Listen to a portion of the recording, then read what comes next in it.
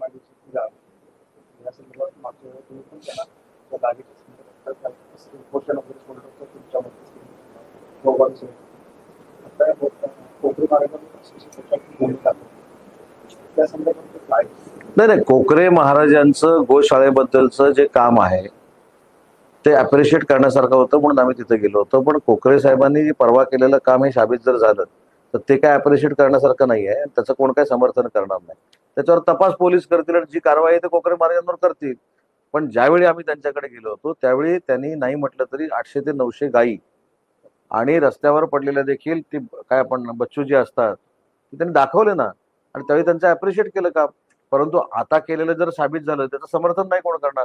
उलट ही बातमी आल्या आल्या ते जे धर्मवीर आध्यात्मिक सेनेवर जे होते ते पण त्यांना काढून टाकलं.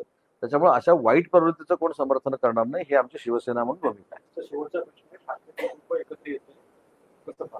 त्यांना आपण दिवाळीच्या शुभेच्छा. काही दिवसांपूर्वी साबिष्टचा एक हा? साबिष्ट कंपनीच्या